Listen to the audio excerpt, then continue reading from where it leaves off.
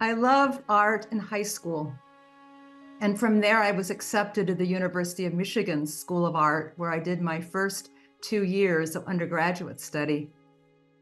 But I finished undergraduate studies at Cranbrook Academy of Art, working with Gerhard Nodell in the fiber department. And his enthusiasm for textiles was so compelling. He brought in visiting artists like Magdalena Abakanowicz from Poland, and he led departmental trips to New York City to visit studios. I remember so well the importance of visiting the studio of Lenore Tawney and how she and I became friends the years ahead. Gerhard and others of the then emerging international fiber art movement were profoundly affecting as mentors. An especially key mentor was Dr. Ruth Boyer, and Dr. Boyer was an anthropologist who taught full-time in the art history department at California College of Arts, where I did my graduate studies, and she taught textile art history. And from Dr. Boyer, I learned to see objects in terms of their meanings within a cultural context as considered visual forms that could embrace utility, use function, could embrace cultural identification, could embrace sophisticated aesthetics, and could embrace conceptual positions all simultaneously.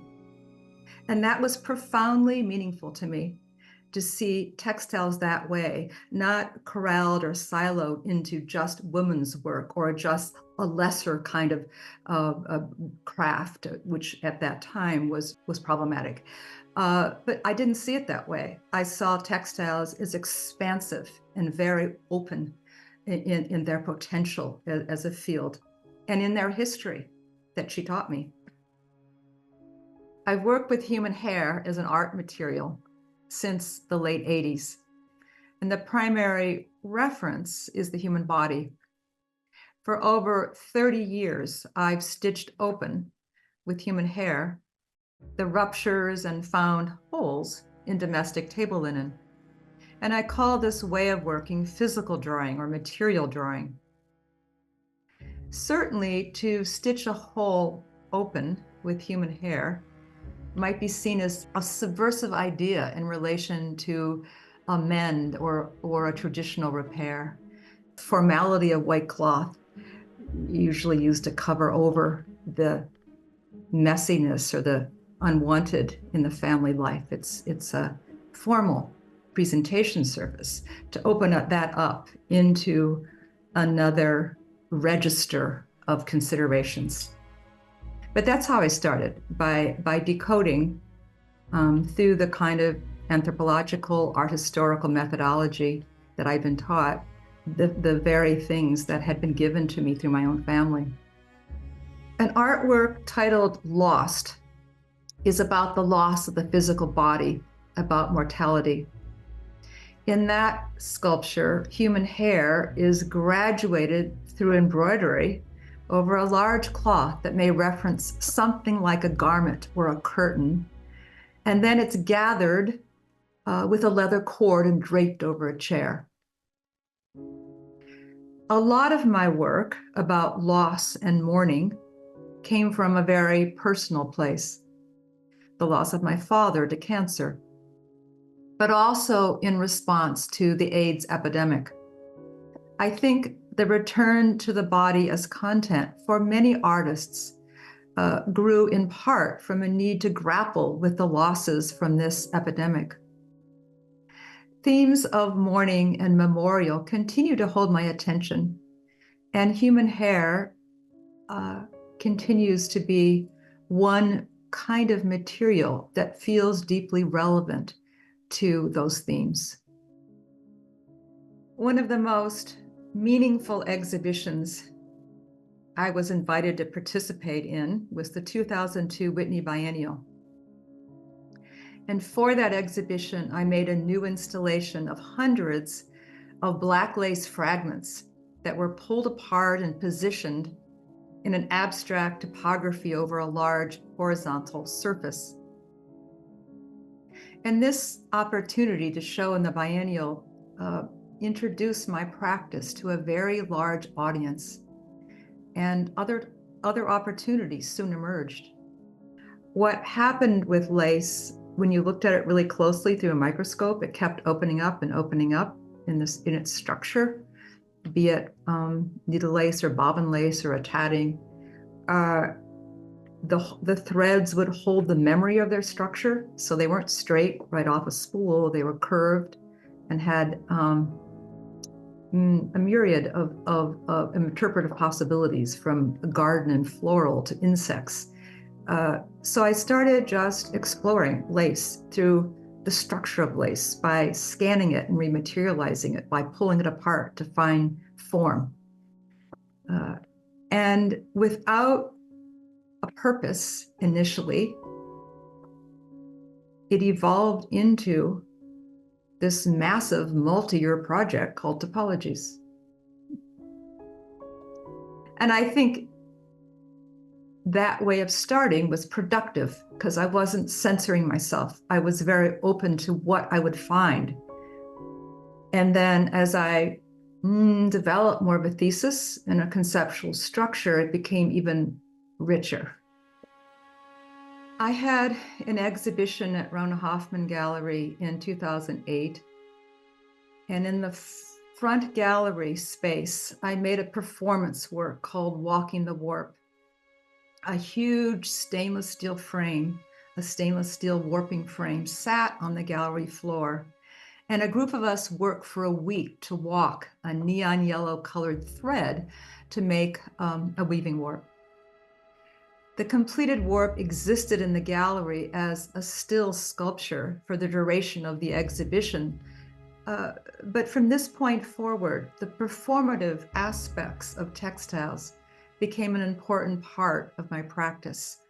There are a lot of group processes that students are doing, like teaching a beginning weaving class at the same time, winding a warp on a smaller warping frame, dressing the loom, threading the heddles, tying the warp onto the front stick. So many sequential processes that students are doing relatively, sometimes it feels almost in unison. So I feel the choreography of that movement was available my whole life to see.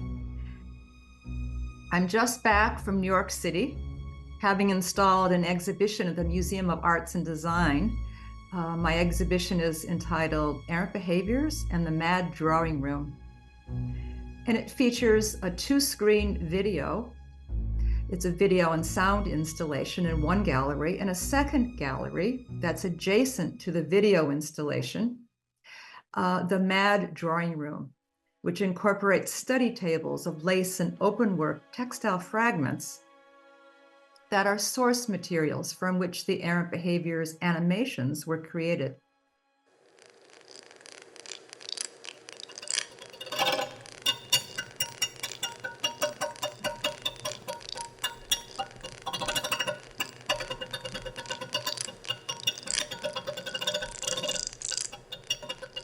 Having made the Topologies project at several, maybe 5 different venues over many years, I was aware how others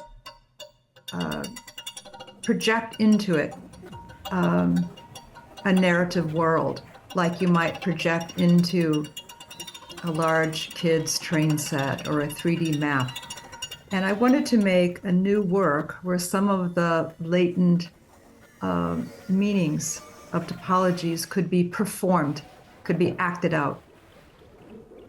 I started talking to colleagues and some students, and over time realized that the technique of stop motion animation was very likened to the part-by-part building to make a lace, and had aspects of hand making that really interested me, the what we might call puppet animation.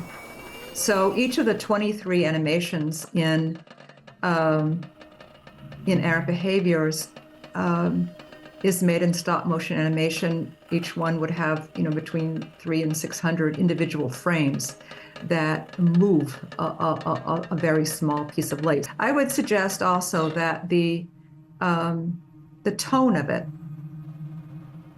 is maybe suggested by the title, Errant.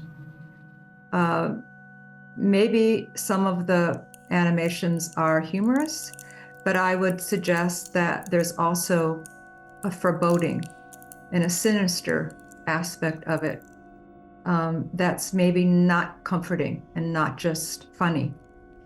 And that edginess of interpretation and content is particularly key to errant behaviors. And I feel it's a work that has potential to be understood within the context of where we are now in this cultural moment.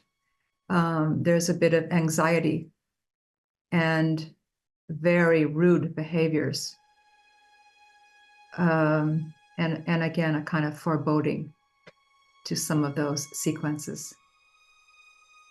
I hope that this kind of expansiveness and openness that values so many aspects of what that word craft can mean and implicate, and open exchanges among artists who value skill-based learning, concept theory, art history, cultural histories, can continue to have respect across different fields of practice that perhaps formerly had more of a hierarchical and a division. I'm very much interested in disciplinarity within an interdisciplinary art world.